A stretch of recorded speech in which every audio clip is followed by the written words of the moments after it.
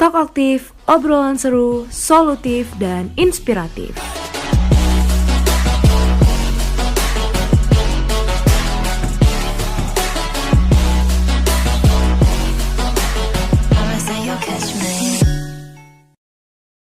Halo semuanya, selamat pagi, siang, sore, malam, dan Selamat datang di Talk Aktif BMFBUB 2022. Kembali lagi nih di Talk Aktif. Sekarang udah episode keberapa, Sat? wah iya nih, kita udah nggak kerasa ya, kita sekarang udah di episode ke-6. Nah, BTW kita nih siapa sih? Nyet? Dari tadi nih kita udah ngomong-ngomong, udah say hello ke teman-teman semua, tapi belum ada yang tahu nih kita siapa. Oke, kita perkenalan dulu kali ya, Sat. Halo semuanya, kenalin nama aku Janita Nurhidayah, biasa dipanggil Janet.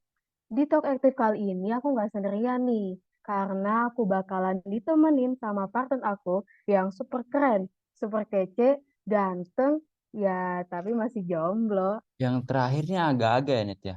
Nggak perlu disebutin juga kali, Net. Ya udah deh, langsung aja. Aku mau izin perkenalan diri. Ini nama aku Sang Satrio Alif, biasa dipanggil Satrio. Yang kali ini bakal nemenin aktif listener semua di episode 6 kali ini. Nah, gimana nih kabarnya kalian semua? Semoga dimanapun dan dalam keadaan apapun, kalian tetap happy, enjoy, dan senang dengan kehidupan kalian ya. Nah, ngomong-ngomong soal kehidupan nih, Net. Kehidupan kita sekarang ini kayaknya serba cepat dan penuh ketidakpastian nggak sih, Net? Iya, bener banget sih, Sat. Bener gak sih, teman-teman? Kalau kehidupan sekarang itu penuh ketidakpastian, kayak contohnya tuh tujuan kamu lanjut kuliah tuh apa sih, Sat? Kalau aku ya, pastinya aku pengen dapat nilai bagus, cepet lulus, dan bisa kerja di perusahaan-perusahaan gede sih, Net. Nah, emang udah pasti ya, Sat, kita yang kuliah, kalau udah lulus tuh pasti dengan mudah dapat kerja di perusahaan-perusahaan besar. Iya juga sih, kayaknya belum pasti ya. Nah, dan nyatanya tuh masih banyak juga nih lulusan-lulusan baru atau fresh graduate yang nganggur nih sampai sekarang. Mereka tuh belum pada dapat kerja gitu. Dan banyaknya fresh graduate yang nganggur ini itu tuh disebabin sama perusahaan-perusahaan yang masih trust issue lah istilahnya. Mereka tuh masih belum percaya dan belum yakin nih sama fresh graduate yang masih minim pengalaman dan belum cocok diterima di perusahaan-perusahaan mereka kayak gitu nih. Nah, iya kan, Sat. Bahkan nih, karena isu kayak gitu, sekarang tuh banyak loh mahasiswa yang udah tingkat akhir ngerasa bingung sama cemas tentang karir mereka setelah lulus. Jadi nih ya, Sat, menurut aku, kita sebagai mahasiswa kayaknya penting banget deh punya persiapan karir untuk karir kita ke depannya. Iya, bener banget sih, Net. Kita tuh sebagai mahasiswa harus paham nih tentang career preparation atau persiapan karir. Nah, tapi gimana ya, Net, buat kita persiapan karir kita itu? Oke, tenang aja, Sat. Karena untuk ngejawab pertanyaan kamu kayak gitu tuh, di Talk Aktif kali ini, kita bakalan ngebahas tentang persiapan karir dengan ngebawa tema yaitu persiapkan karirmu, kutunggu mapanmu. Nah, di Talk Aktif kali ini kita bakalan bahas lebih lanjut dan lebih dalam lagi nih soal persiapan karir bersama narasumber kita yang keren abis, kece abis. Pokoknya idaman banget deh buat para cowok-cowok di luar sana. Langsung aja yuk kita panggil. Halo Kak Zakia. Halo teman-teman semuanya. Halo Kak, gimana nih Kak kabarnya hari ini? Alhamdulillah baik. Kalian kabarnya gimana? Alhamdulillah baik banget sih pasti aku Kak. Apalagi bisa dikasih kesempatan nih buat ngobrol-ngobrol bareng Kak. Wah, iya Ih, sih, pastinya eh, kita bahagia banget nih dan ngerasa beruntung banget karena kita nih bisa ngobrol-ngobrol sama orang yang keren banget nih. Oke deh, sebelum kita lanjut buat ngobrol lebih jauh lagi, boleh nih buat Kak Zakia bisa perkenalan terlebih dahulu.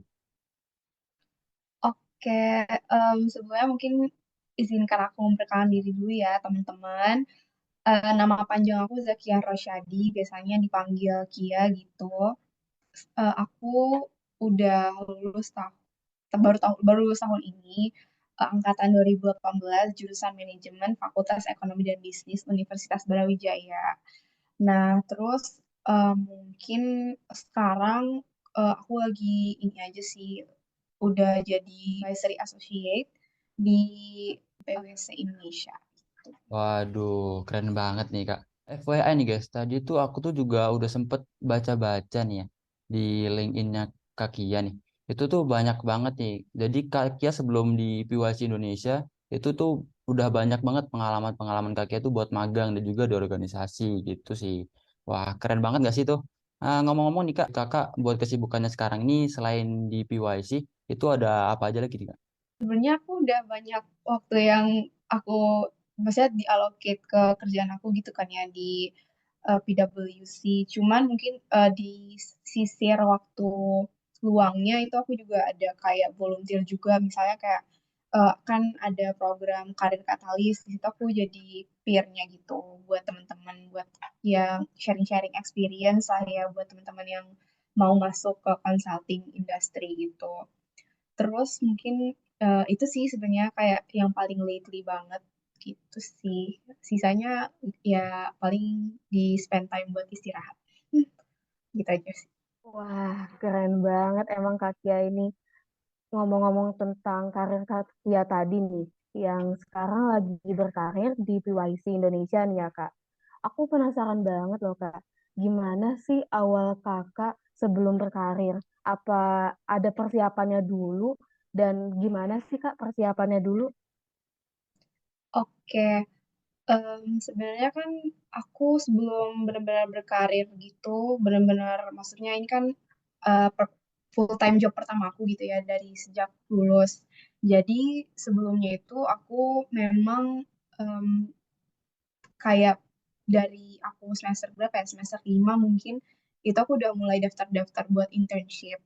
Kayak mungkin kalau misalnya dihitung dari pertama kali aku internship sampai aku lulus itu, aku kayak pernah intern di beberapa tipe industri gitu. Pernah di FMCG, pernah di edutech pernah juga, terus juga di corporate pernah juga gitu.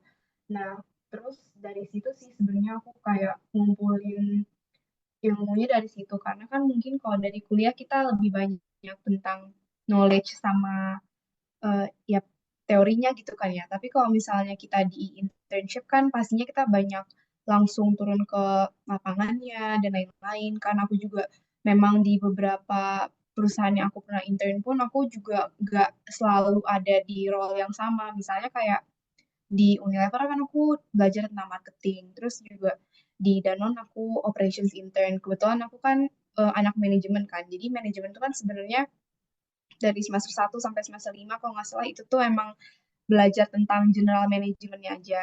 Cuman nanti kan ada konsentrasi yang bisa dipilih di kayak di atas semester 5 gitu. Nah, aku konsentrasinya tuh operasional. Tapi kebetulan internship aku tuh nggak selalu tentang operasional, walaupun sebenarnya internship yang paling akhir ini waktu yang aku di Danone itu tentang operasional. Tapi ya mungkin kayak bagi aku pengalaman internship aku adalah hal yang memang menyokong aku untuk bisa pertama lebih nge-build background aku gitu untuk bisa diterima setelah aku lulus. Terus juga aku jadi mungkin lebih percaya diri untuk berhadapan sama berbagai orang. Terus juga untuk dapat challenge dari pekerjaan karena selama ini pun aku selalu milih hal-hal yang baru gitu kayak kan aku pernah misalnya di Danone aku operations terus pas the next time aku daftar lagi buat magang itu aku usahain buat untuk nyari divisi selain yang aku udah pernah lewatin. Kenapa? Karena mungkin itu cara aku buat kayak keluar dari comfort zone aku kan. Kayak aku udah mulai tahu nih tentang salah satu field ini gitu, misalnya marketing atau operations. Nah, mungkin nextnya lagi aku mau cari tahu apa sih yang kira-kira bisa nambahin value aku dan juga mungkin yang bisa membantu aku buat tahu sebenarnya aku tuh lebih tertariknya ke arah yang mana sih. Nah, makanya dari beberapa pertimbangan yang udah aku kumpulin, dari beberapa berbagai pengalaman yang udah aku lewatin, akhirnya aku nentuin buat oh yaudah kayaknya untuk early stage karir aku setelah aku lulus ini kan aku baru lulus nih kan baru ya, kayak bulan Oktober ya kalau nggak salah bulan Oktober wisudanya. Cuman mungkin kalau misalnya untuk sidangnya tuh udah dari semester lalu gitu. Cuman kayak itu jadi tempat aku buat kayak reflection dari ke belakang-belakangnya setelah aku ngelewatin banyak pengalaman itu kira-kira sebenarnya aku tuh arahnya kemana. Makanya akhirnya aku milih consulting gitu untuk jadi kayak milestone pertama aku setelah aku lulus gitu. Waduh, keren banget nih. Berarti ini kakak nih udah kayak mempersiapin semuanya tuh dari awal gitu ya. Jadi kakak tuh bener-bener nih nyobain semua keahlian-keahlian lain gitu. Jadi kakak nih punya banyak pengalaman gitu kan. Terus juga eh, jadi tahu nih harus milih yang mana dan udah tahu arah dan tujuannya kemana nantinya. Dan dari situ kakak tuh bisa kayak ngusahain nih. eh, aku punya potensi di mana dan nanti aku bisa ngusahain di situ gitu. Ya nggak Iya sih, Net? betul. Wah, iya sih, Sat. Emang keren banget Kak Kia ini. Aku lanjut ya nih, Kak. Udah ngebahas tentang persiapan karir kakak tadi. Tapi aku masih belum paham gitu loh, Kak. Sebenarnya persiapan karir itu apa? Dan seberapa penting sih, Kak, kita tuh harus mempersiapkan karir kita? Oke, em, karir preparation itu bagi aku adalah apa-apa aja yang memang harus kita udah em, ya karir preparation tentunya yang pasti kita prepare sebelum karir kan. Berarti itu adalah milestone kita sebelum kita ada di stage of karir yang kita mau.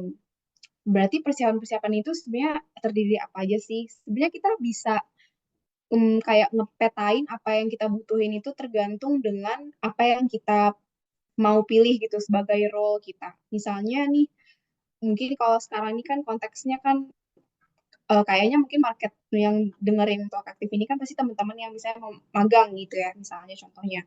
Nah, terus apa sih sebenarnya yang harus kita siapin gitu sebelum magang?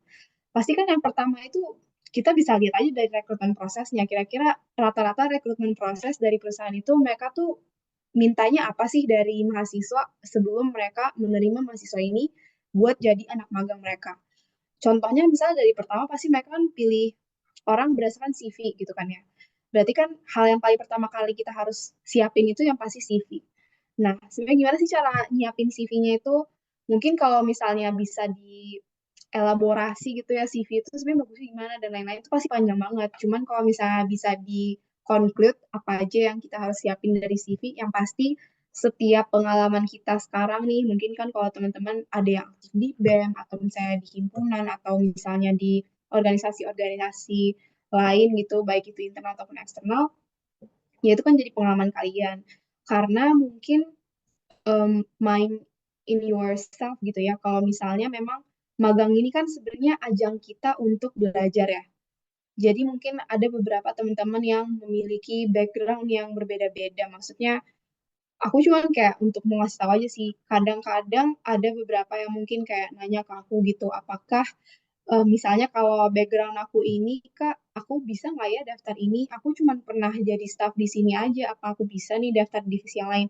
Nah, masalahnya teman-teman, kalau misalnya kita mau magang gitu di suatu perusahaan ataupun di suatu role yang kita mau, mereka itu kan juga tahu dan well aware kalau pasti kita pengalamannya itu hampir zero gitu kan ya. Cuman kan yang kita harus persiapkan itu adalah sebenarnya kenapa mungkin kita selalu diiming-imingi kenapa berorganisasi, kenapa kita harus ini, kenapa kita itu harus belajar, harus punya skill karena memang yang dinilai dari awal pas di CV itu kan yang menunjukkan skill kita tuh udah apa aja sih. Nah, mungkin juga showcase skill kita itu adalah untuk mencantumin apa aja pengalaman kalian di organisasi, atau apa aja pengalaman kalian volunteering. Dari situ kan kalian udah bisa ngekotakin skill-skill apa aja yang bisa menjadi nilai tambah kalian ketika kalian disandingkan dengan kandidat lain yang masuk perusahaan itu sebagai anak magang gitu kan. Jadi ya itu kalian harus keep in mind kalau CV ini sepenting itu gitu. Dan gimana caranya punya CV yang bagus ya kalian juga harus mencari skill yang sesuai dengan yang kalian suka, yang kalian passionate about, dan juga yang perusahaan butuhin. Mungkin kalau misalnya di state beberapa skill ya paling kayak communication skills atau analytical thinking, critical thinking, terus juga mungkin kayak kalian yang suka main data ya bisa di state juga. Jadi ada banyak lah skill yang memang bisa kalian petak-petakan sesuai dengan field yang kalian mau di perusahaan itu satu. Itu tentang CV kan. Nah, terus yang kedua sih biasanya kan langsung setelah CV, kalau misalnya keterima rata-rata kan pasti langsung interview ya. Interview kan ada dua tuh, HR sama user. Kalau HR mungkin kita lebih ngasih tahu, nge-showcase sebenarnya diri kita ini personality-nya gimana. Apakah kita tipe orang yang bisa bekerja dengan tim, apakah kita ini sesuai dengan apa yang perusahaan ini yakini value-nya, apakah value kita sama sama mereka. Pokoknya sih sebenarnya kalau di HR interview ini jauh lebih general gitu, ngomongin tentang diri kita dan juga apa yang bisa kita bawa ke perusahaan. Nanti setelah kita lulus HR interview, ada yang namanya user interview. Nah, itu jatuhnya lebih teknikal gitu ya.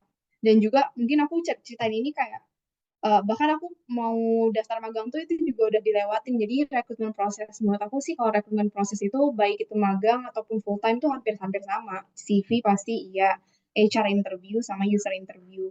Bedanya mungkin kalau HR interview lebih general gitu ngomongin tentang kita secara personal, yang di technicalnya itu jauh lebih dikupas pas kita user interview. Karena user interview kita berhadapan langsung sama orang yang nantinya bakal jadi ibaratnya leader kita gitu di tim kan. Makanya mereka mungkin lebih expect kita buat bisa ngejelasin kenapa kita harus di sini, kenapa kita harus dipilih dibandingkan yang lain gitu. Jadi kalau interview sih yang aku saranin yang penting harus sebelumnya tuh aku selalu nih kalau misalnya mau interview aku prepare draft ya. Jadi aku udah nyari nih misalnya pertanyaan-pertanyaan apa aja sih yang kira-kira muncul di HR interview itu kan udah banyak banget bisa diakses baik itu di YouTube atau di buku, di artikel, udah banyak banget gitu. Jadi kalian feel free aja kalau kalian mau misalnya jadi creative intern di mana. Nah, itu kalian bisa sebenarnya tinggal nge-Google aja sih kayak pertanyaan-pertanyaan yang bakal ditanyain kalau kita mau jadi creative staff gitu. Pasti ada nanti muncul dan kalian udah bisa nge-crafting jawaban apa sih yang kira-kira cocok. Nah, kenapa harus disiapin biar nanti pas kalian ditanyain, kalian tuh udah ada dalam otak kalian nggak kayak langsung spontan aja gitu. Karena kan biasanya kalau spontan itu kita nggak terlalu bisa banyak mikir kan, karena kita pertama harus panik dan lain-lain. Makanya kalau kita prepare sebelum interview, kita udah tahu kayak kebayang pertanyaannya apa, otomatis jawaban kita pun bakal nunjukin seberapa ready sih ini anak jadi anak magang gitu kan. Makanya user pasti akan lebih tertarik sama orang-orang yang kayak gitu.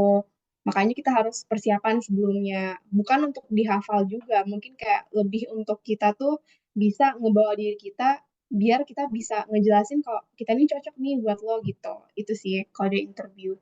Setelah itu sih biasanya udah tahap offer ya.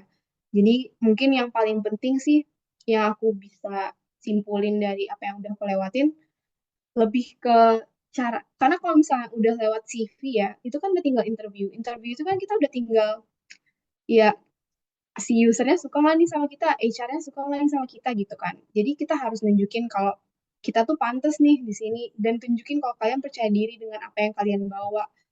Karena dengan itu kalian juga jadi bisa dengan baik gitu nge-showcase diri kalian dan membuat diri kalian lebih baik daripada yang lain gitu. Yang juga daftar di tempat yang sama. Kayak gitu sih ya. Oke, jadi buat kita persiapan karir itu yang terpenting tuh kayak di awal tuh kuncinya adalah CV ya kak ya. Jadi buat Hmm. persiapan eh, CV juga tuh kita tuh butuh yang namanya pengalaman dan kita tuh bener-bener kayak harus berani keluar dari zona nyaman, harus berani bergerak buat tahu nih gimana sih kemampuan kita, gimana sih skill kita. Dan ternyata tuh emang penting banget ya buat persiapan karir itu. Wah, iya bener banget. Dari penjelasan Kak Kia tadi nih, ternyata emang penting banget ya Kak buat persiapan karir itu. Dan memang persiapan karir itu bisa mengarahkan kita untuk lebih ke arah ke karir kita yang emang kita mau tuju ya Kak. Nah Kak, aku lanjut nih ya Kak. Masih soal tentang persiapan karir. Kalau misalnya kayak aku nih ya Kak, aku kan masih maba ya Kak, masih belum tahu apa-apa. Itu sebenarnya persiapan karir itu udah bisa mulai dibuat sejak kayak aku masih maba ini, atau efektifnya kapan ya Kak? Dan kalau misalnya kita mau buat persiapan karir, itu tuh step atau cara-caranya itu ada apa aja ya Kak? Oke. Kalau dari pengalaman aku sendiri, sebenarnya aku juga bukan kayak yang aku tahu banget apa yang aku bisa lakuin gitu ya dari semester 1 aku maba. Jadi itu sebenarnya kayak ya seiring dengan berjalannya waktu pasti aku jadi ngumpulin kan. Maksudnya apakah mungkin aku mulai ini aja ya atau kayak aku lihat juga beberapa referensi baik dari misalnya LinkedIn atau misalnya kayak em, kayak influencer yang ada di bidang edukasi gitu-gitu yang mereka tuh ngejelasin sebenarnya apa sih yang harus kita siapin gitu atau karena kan kadang-kadang kan kita bisa eksplor tuh sebenarnya dari awal. Jadi kalau misalnya menurut aku ya kalau di masa-masa pertama-pertama banget kuliah gitu di awal-awal semester itu menurut aku itu adalah waktu terbaik untuk kalian nge-explore. Nge-explore-nya tuh apa aja sih? Mungkin nggak hanya terbatas di organisasi aja sih. Karena pasti organisasi ya udah pasti jadi kayak number one choice semua orang gitu. Kalau misalnya masuk kampus pasti tujuannya organisasi karena udah pasti akan dapat sesuatu kan kayak soft skills dan lain-lain itu kalian dapetin dari organisasi. Tapi menurut aku setuju sih. Jadi memang ya di awal ini eksplorasi itu satu bisa dapetin di organisasi. Organisasinya apa terusnya terserah kalian sesuai dengan apa yang kalian memang tertarikin gitu. Jangan kalian pilih sesuatu yang mungkin menurut kalian atau kayak FOMO gitu kali ya. Mungkin bahasanya kayak misalnya semua orang ikut ini, kita juga ikut ini. Kita harus tahu juga sih esensi kenapa kita milih suatu organisasi itu satu kan karena memang waktu yang kita pakai itu di awal kan kita harus manfaatin baik-baik gitu kan ya kalian bisa punya 24 jam, tapi kan kita yang bisa memilih kita harus ngapain aja dalam 24 jam itu. Mungkin kalau organisasi kita bisa take portion satu. Kedua, mungkin kita bisa ambil waktu buat kayak belajar hal-hal yang baru. Misalnya kalian mau belajar tentang marketing, itu kan kali aja mungkin yang dari jurusan ekonomi nggak punya basic marketing gitu di mata kuliahnya. Ya ambil aja kayak online course kan di sini kan udah sekarang tuh kayak akses kan udah banyak banget kan. Maksudnya aksesnya nggak hanya dari buku doang gitu. Bahkan misalnya kalian ngebaca berita atau kalian ngebaca tren sekarang gimana di artikel atau kalian sekejap ya maksudnya kayak hal-hal terkecil pun sebenarnya bisa nge-add value kita gitu. Misalnya kayak tiap hari sempetin baca satu berita untuk tahu apa sih yang terjadi di Indonesia atau apa yang terjadi di global gitu. Itu kan sebenarnya walaupun nggak ngaruh banget ya ke karir, cuman secara nggak langsung kita jadi punya wawasan kan. Semakin kita ngelatih lah pokoknya tuh semakin kita nge-spend time buat membuat diri kita itu terpapar dengan banyak wawasan, kita jadi punya banyak pilihan gitu. Makanya kayak dengan kita spend time berorganisasi atau misalnya online course atau baca atau nonton sesuatu yang mungkin bagi kita tuh menarik tapi ternyata ada ilmunya juga itu tuh menurut aku sangat membantu jadi di sela-sela perkuliahan kalian tuh ada something to run to gitu nggak hanya ya kuliah ngerjain tugas ujian habis itu libur kayak kan kalau misalnya kita punya kayak coba coba bikin kayak belajar ini orientasinya mungkin gak hanya karir aja ya maksudnya ini untuk general saran aja mungkin kalau aku bisa juga nyaranin ke diri aku yang dulu ya spend time itu untuk hal-hal yang memang kira-kira bagi kalian bakal bermanfaat di waktu yang akan datang gitu. Ya itu termasuk yang kayak aku bilang tadi kan. Karena menurut aku di awal-awal semester itu dan sekarang itu kayak kalian di bangku kuliah, kalian itu misalnya berorganisasi nih misalnya. Kalian ngelakuin kesalahan itu ya memang itu saatnya kalian untuk belajar dari kesalahan kalian gitu. Kalau misalnya nih kalian udah bekerja, misalnya kalian salah sesuatu, kalian udah nggak akan, kalian udah diekspektasikan untuk benar terus gitu loh.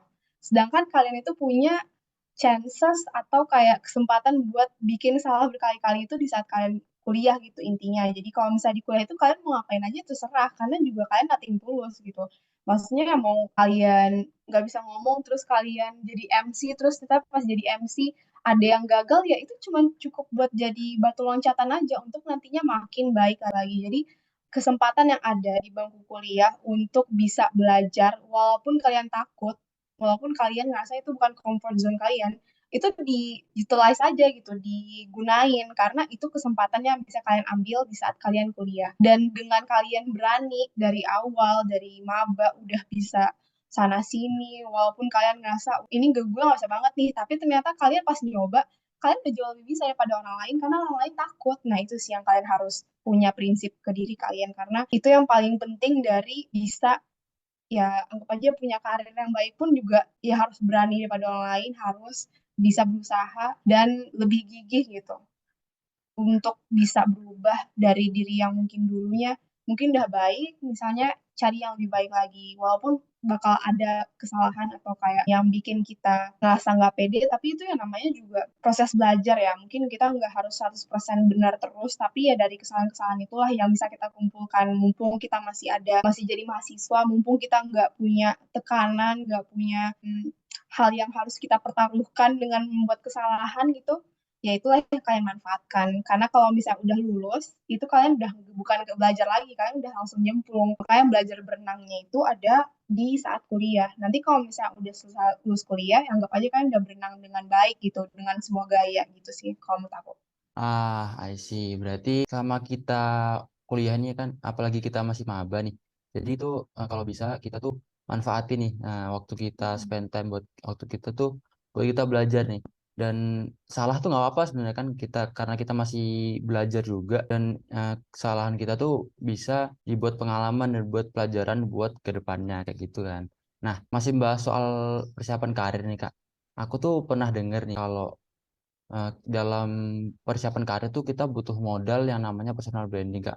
Emang iya ya, Kak? Dan personal branding itu emangnya apa sih, Kak? Aku tuh belum mengerti gitu, Kak. Personal branding itu apa? Oke, personal branding. Personal branding itu menurut aku salah satu hal yang paling penting ya untuk kita ada di kayak untuk aku sendiri ya dengan posisi aku sekarang gitu. Karena dengan personal branding itu orang jadi tahu kita tuh sebenarnya interestnya kemana sih, terus apa sih yang kita udah laluin, apa sih yang membuat kita dianggap capable gitu dengan apa yang mungkin misalnya kayak aku mau daftar sesuatu, terus kayak aku nunjukin aku bisa ini dari misalnya social media aku gitu kan orang jadi oh iya nih ini ada track recordnya, jadi personal branding itu jatuhnya kayak track record gitu karena dengan kalian bisa menggunakan sosial media kalian secara baik gitu, orang-orang kan jadi aware dengan langkah-langkah yang udah kalian laluin. Ketika kalian misalnya kayak sharing tentang apa yang kalian suka, atau kalian tertarik belajar, atau yang kalian udah laluin mungkin di magang atau di organisasi, pasti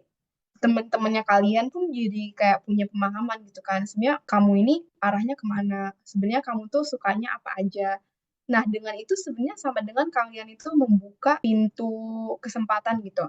Kenapa kayak gitu? Karena yang aku bisa tangkep dari experience aku sendiri, misalnya kayak aku udah mulai sharing nih tentang contohnya aja nih, contoh kecilnya kayak aku sharing, aku suka belajar tentang coding misalnya ya. Itu kan aku pernah sharing, tapi setelah itu kayak aku akhirnya diundang di beberapa, misalnya kayak organisasi gitu yang minta DM untuk bisa ngarahin. Waktu itu aku jadi ini director consulting kan misalnya. Nah itu dasarnya sebenarnya gara-gara aku pernah sharing tentang coding gitu. Jadi kayak intinya yang aku mau bilang sih personal branding ini akan membuka jalan. Membuka jalannya karena apa yang kalian tunjukin itu orang bakal pahamin dan orang akan mencoba buat sharing. Dengan kalian sharing, kalian bisa tahu nih sebenarnya yang sama interestnya sama kita tuh siapa aja. Kan kita jadi buka network kan. Dan gara-gara network itu kita bisa misalnya ada outputnya kayak belajar bareng atau ternyata bikin kreasi bareng atau jadi ada project bareng, jadinya kayak makin kita punya project atau kita makin punya network kayak itu tuh bakal ngebuka langkah-langkah baru lagi gitu, jadi kalian bisa bayangin kan seberapa powerfulnya kalau kalian bisa menggunakan contohnya nih social media, maksudnya nggak hanya LinkedIn aja ya, mungkin bagi kita kadang-kadang kita berpikir kayak Instagram Instagram aja gitu, cuman kalau misalnya kita udah mulai bangun personal branding dari social media utama kita kayak Instagram atau apa aja kayak blog gitu-gitu, LinkedIn, itu orang-orang bakal kayak makin lama makin kenal sama kamu, terus misalnya nih ada kesempatan yang menurut mereka kalian cocok untuk ada di dalamnya, pasti kan mereka akan panggil dan mereka jadi tahu gara-gara kita udah lanjutin nih, kita tuh sukanya ini, kita tuh tertariknya ngomongin ini. Orang pun jadinya kayak oh nge-catch apa yang kita maksud, ujungnya ke depannya tuh kita bakal dibukain gitu loh jalan-jalannya. Makanya aku menurut aku sih personal branding ini penting untuk bangun network, untuk bangun opportunity, karena zaman sekarang kan kayak kalau misalnya kita udah punya social media itu kalau misalnya kita nggak bener-bener utilize, nggak bener-bener kita gunain dengan baik-baik kan sayang banget kan. Apalagi kayak mungkin aku baru mulai pun kayaknya baru pandemi kemarin sih, karena Sebelum-sebelumnya aku kayak masih bukan tipe orang yang kayak sharing dan lain-lain. Cuman kayak ke pas pandemi mungkin itu kesempatan aku juga kayak aha moment aku buat bisa nge-rebrand myself lah ya di sosial media. Makanya dari situ kayak aku udah mulai berani out of my comfort zone yang mungkin tadinya aku takut buat ngobrol banyak tentang apa yang aku lakuin. Akhirnya aku kayak udah mulai open gitu tentang itu. Dan akhirnya alhamdulillahnya kayak kesininya makin banyak opportunities untuk aku yang aku juga gak nyangka gitu bisa sampai tahu beberapa hal yang bagi aku mungkin waktu itu kayak nggak mungkin lah bisa sampai situ exposure-nya, cuma ternyata personal branding ini mancing kita untuk bisa ke expose banyak hal, jadi yang bisa kita gain dari ini yang pasti exposure buat diri kita sendiri sih, dan outputnya pun banyak gitu, mau itu dari karir, mau itu dari pertemanan, kesempatan, pokoknya nggak bisa dimention sih salah satu, pokoknya sepenting itu sih menurut aku. Wah, iya nih Kak. Kalau dari penjelasan Kakak tadi, jadi emang personal branding ini bisa jadi salah satu modal ya Kak dalam persiapan karir. Di mana personal branding ini bisa ngebuka pintu banyak kesempatan buat kita, bisa jadi track record buat kita juga, dan bisa buat kita tuh terekspos di banyak hal ya Kak. Nah, tapi Kak, kalau misalnya kayak gitu, jadi apakah setiap orang yang mau membuat persiapan karir itu harus punya personal branding ya, Kak? Sebenarnya kan personal branding ini bisa didefinisiin dengan banyak hal gitu ya. Yang pasti kalau misalnya kita mau persiapin diri kita buat ke jenjang karir misalnya kayak magang dan lain-lain, ya secara nggak langsung itu kan kalian juga akan nge-brand yourself as someone sebagai kandidat yang cocok buat mereka gitu. Jadi personal branding mungkin gak hanya batas mungkin yang tadi aku jelasin kan ke sosial media jatuhnya. Cuman personal branding adalah sebenarnya kayak gimana cara kamu membawa diri kamu gitu. Baik itu secara langsung pas ketemu orang, baik itu secara tidak langsung kayak virtual gitu, apa baik pun secara exposure sosial media yang kalian punya. Mungkin dari tiga itu yang aku bisa bayangin sekarang kan. Nah, personal branding itu ya kan kita pastinya mau membangun persepsi orang terhadap kita tuh kayak gimana sih sebenarnya. Kan kita bisa mengontrol itu. Yang kita nggak bisa kontrol adalah yang orang lihat terhadap kita. Cuman yang bisa liatin itu adalah apa yang kita mau orang harapkan untuk mengerti gitu tentang kita. Kalau misalnya kita punya dari kepercayaan diri, dari kan kita tuh pasti punya ya pemahaman tentang diri sendiri. Itulah makanya mungkin sebelumnya tuh paling penting kalau kita tuh tahu apa yang menjadi kelebihan kita, kekurangan kita. Jadi kita aware sama apa yang bisa menjadi nilai plus kita dan apa yang harus kita improve ke depannya. Dari situ kita udah mulai bisa tuh nge-brand ourselves. Sebenarnya kita tuh mau dikenal sebagai orang yang seperti apa sih gitu. Makanya mau kita masuk ke perusahaan pun ya secara nggak langsung kita tuh kayak membangun personal brand kalau kita tuh cocok loh buat kamu kayak kamu bakal kelewatan nih kalau misalnya kamu nggak sampai ngerekrut aku gitu kan sebenarnya kan jatuhnya kayak kita tuh ya kayak kita sell ourselves lah ya tapi kayak nggak hanya diri kita tapi juga value kita terus juga skills kita. Nah, itu pentingnya makanya kalau personal branding, cara kita membawa diri kita, kayak kita jawab interview, cara kita kayak ngejelasin diri kita dalam CV kita, itu semua personal branding. Jadi sebenarnya personal branding ini kayak everything we see in our life. Bagaimana kita berkomunikasi sama orang, bagaimana kita bisa ngomong sama teman-teman kita, teman-teman dekat kita, orang-orang yang baru kenal dengan kita, bahasa kita gimana, cara kita senyum gitu-gitu tuh semua personal branding. Jadi menurut aku sih in a daily basis pasti kita ada role kita yang membuat kita itu membangun persepsi kita sendiri dan akhirnya orang menganggap kita oh kayaknya si Kia nih kayak gini nih orangnya gitu loh. Jadi itu yang harus kita bisa pilih-pilih gitu ya, mana yang kita bisa perbaikin, yang mana sih kira-kira dan untuk karir tuh kira-kira apa yang bisa membuat kita itu stand out dari kandidat lain. Mungkin misalnya contohnya kamu mau jadi marketing intern nih misalnya kan.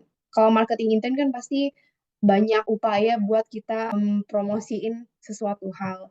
Ya kalian udah harus bisa dari kalian nge-present diri kalian aja kalau misalnya kalian kayak emang dia bisa nih jadi marketing intern gitu kan enggak kan misalnya ya itu contohnya mungkin itu persepsi cuman kan kalau misalnya kita udah dari awal nih udah bisa nge-present ourselves kayak kita udah pede banget jadi orang kayak kita memang punya sesuatu wow karena kita tuh membuat sesuatu terjadi itu dengan kita mempura-purai dulu kan jadi kita try our best dulu sebelum kita memang bisa mastering itu karena itu proses belajar lagi-lagi proses belajar makanya kita harus tahu sih apa yang kita mau rekruter kenal dari kita apa yang kita mau orang sekitar kita kenal dari kita karena itu akan mengarahkan kita ke karir path yang kita mau sih menurut aku.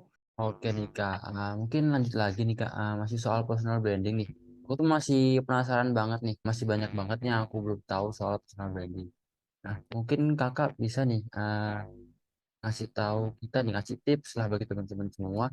Itu gimana sih buat kita tuh bisa ngebangun personal branding tuh yang sukses gitu Kak.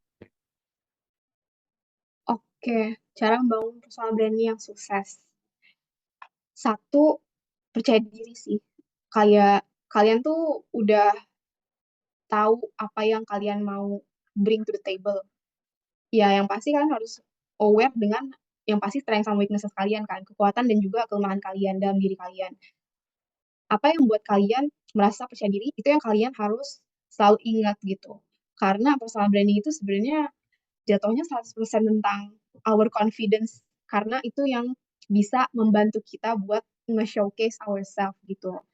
Makanya kalau misalnya kita punya personal branding yang bagus, biasanya orang-orang yang punya personal branding yang bagus itu pasti mereka itu selalu memiliki self awareness yang tinggi karena mereka selalu mengevaluasi diri mereka, apa yang menjadi plus minusnya itu selalu di work on gitu.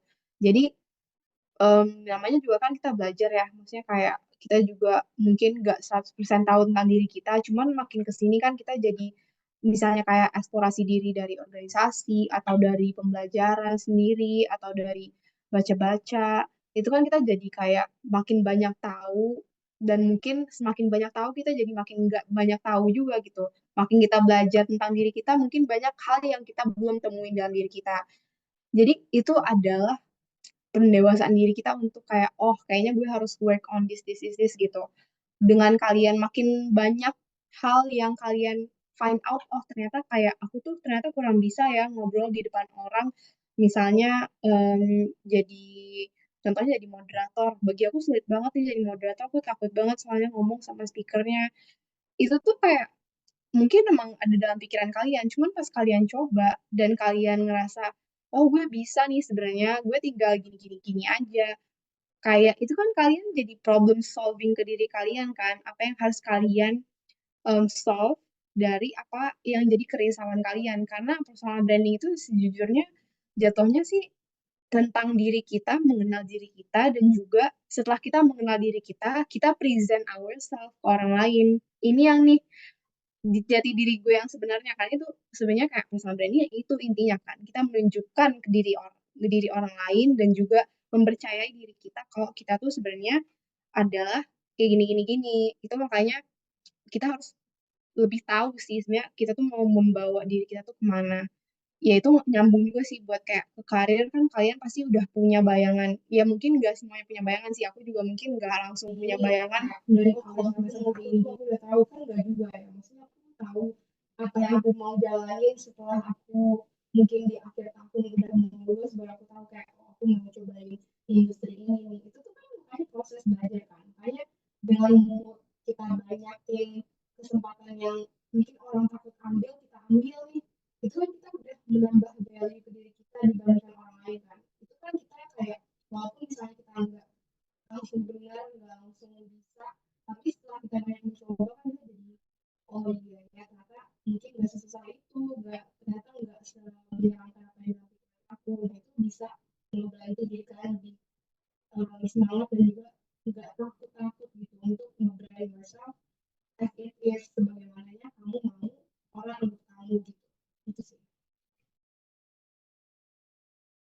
Oke Kak, tadi kan Kakak udah ngejelasin nih, buat gimana sih cara kita buat ngebangun personal branding itu. Nah, eh, pas kita ngebangun personal branding itu ada nggak sih Kak kayak faktor-faktor itu yang bisa buat mendukung kita ataupun menghambat ketika kita ngebangun personal branding itu Kak? Oke. Mungkin sebenarnya kalau misalnya personal branding itu kayaknya kalau misalnya aku banyak sharing-sharing ke teman-teman aku gitu kan ya, itu kan ada dua faktor ya. Faktor mungkin kita bisa kotakin faktor internal, faktor eksternal. Kalau faktor internal bisa kita takut. Takut kenapa? Karena mungkin kayak misalnya oversharing atau misalnya kayak takut dianggap ih kayak apa banget sih gitu kan misalnya ya. Maksudnya kayak kadang-kadang kan kayak gitu ada pasti ada pikiran kayak gitu. Faktor eksternal sebenarnya ada hal yang nggak perlu kita pikirin sih sebetulnya ya, karena lagi-lagi maksudnya kayak everyone have their lives gitu kan, nggak kita mau sampai kapan kita mikirin orang kayak takut dikira ini, takut dikira itu, padahal sebenarnya orang-orang juga sibuk sama urusan mereka masing-masing sebenarnya kan ya. Kayak misalnya nih, mungkin dulu aku pernah takut jadi MC misalnya, karena aku takut orang lihat aku kayak nggak bisa nge-MC. Padahal ya sebenarnya justru dengan kamu bisa berdiri di depan orang, mungkin dipilih sebagai orang yang jadi MC itu aja udah oke banget kan.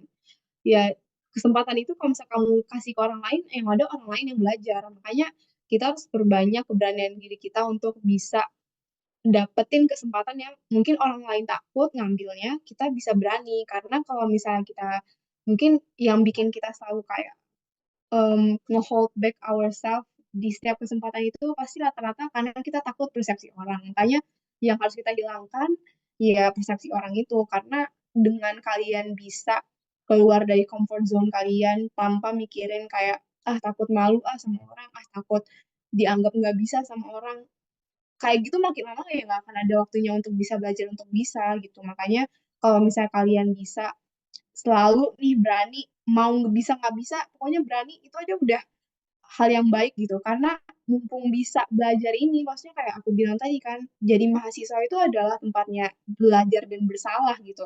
Karena kalau misalnya nanti udah lulus dari jadi mahasiswa, kalian udah diekspektasi diekspektasiin tuh udah bisa semuanya. Makanya kalau misalnya kalian telat nih pas sudah lulus terus baru kayak mau nyoba ini mau nyoba itu, ya walaupun misalnya nggak ada kata terlambat ya buat belajar, cuman kayak safe to say kalau misalnya safety net di masa perkuliahan itu jauh lebih aman dibandingkan kalian baru mulai setelah kalian lulus. Makanya bikinlah kesalahan banyak-banyak pas kalian kuliah, karena nanti kayak itulah yang jadi pembelajaran kalian untuk jadi diri yang lebih baik setelah kalian lulus dari masa kuliah. Itu menurut aku sih. Wih, gimana nih, Sat? Udah banyak banget loh ilmu yang kita dapat bareng Kak Kia. Mulai dari persiapan karir itu apa, pentingnya persiapan karir itu, dan gimana caranya mempersiapkan karir itu. Iya nggak sih, Sat? Yo, Idonet. Nah, iya nih, kita nih udah dapet banyak banget nih insight baru dari Kak Kia nih. Selain insight-insight baru dan juga ilmu baru soal persiapan karir dan juga personal branding, kita tuh bisa banyak tahu nih gimana sih cara kita buat persiapkan itu dan cara kita buat menghadapin ketika udah di masa depan nanti. Nah, mungkin ini terakhir ya. Boleh nih buat Kak Kia buat ngasih closing statement nih buat teman-teman yang masih bingung soal karir dan juga persiapan karir itu gimana. Oke, mungkin closing statement aku adalah yang pertama pasti nggak harus semuanya di figure out sekarang karena proses belajar kita masih panjang. Tapi yang kita bisa lakukan adalah berusaha sih. Maksudnya ketika orang takut ngambil kesempatan itu, ketika orang lagi malas-malasan belajar, yaitu adalah cara kita untuk waktu kita untuk tap in di situ. Kita yang bisa mengkontrol diri kita, oh harus semangat, oh hari ini harus itu, karena kita mungkin udah punya kayak A, B, C, D, E, impian kita yang kita udah mau kan. Tapi kayak keep in mind kalau semua orang berusaha gitu. Jadi kalau kalian nggak berusaha untuk diri kalian sendiri, terus siapa yang mau berusaha kan? Makanya baik itu untuk karir, baik itu untuk perkuliahan, yang bisa help yourself out adalah diri kamu. Makanya ya yang harus kalian percayain lebih gitu, yang harus kalian believe adalah ya tentunya diri kamu. Sebelum kalian menyelamatkan orang lain, kalian harus nikmatin diri kalian sendiri karena kalian adalah kunci dari ya kesuksesan diri kalian kan. Jadi kayak kita kalau misalnya kita udah berusaha banyak nih, ya itu ada buahnya pun akan buat kita gitu. Dan semakin kita misalnya bisa menikmati buah kita sendiri, semakin banyak kita pun bisa membantu orang lain untuk ada di posisi yang sama kayak kita. Makanya makin kita bisa em, ada di posisi kita udah makin paham sama diri kita, udah makin mungkin dapetin hal banyak selama perjalanan kita, ya disitulah kita bisa ngajarin kayak ngasih lessons ke orang-orang sebagaimana kayak mungkin kita dulu butuh kayak gitu kan, kayak kita ngasih kayak aku sekarang mungkin dulu aku nggak mungkin nggak kepikiran buat bisa sharing-sharing, tapi ujungnya kan aku ada di tahap yang ya alhamdulillah kayak bisa ngasih tahu kayak oh bagusnya gini gini gini gitu. pokoknya kita bisa membuka opportunity nggak hanya untuk diri kita juga, tapi untuk orang sekitar kita sih. Intinya bermanfaat buat kita dan buat orang lain juga gitu. Oke deh, makasih banyak buat Kak Kia nih. Sebelum aku tutup, ada kata-kata yang aku inget banget barusan dari kata-kata Kak Kia, bahwa kita itu perlu banget berusaha untuk ke depannya, untuk diri kita sendiri, karena kesuksesan diri kita itu ya dari diri kita sendiri juga. Nah, selain untuk diri kita sendiri, kesuksesan kita itu semoga bisa menjadi kebermanfaatan untuk orang-orang lain juga. Oke, teman-teman.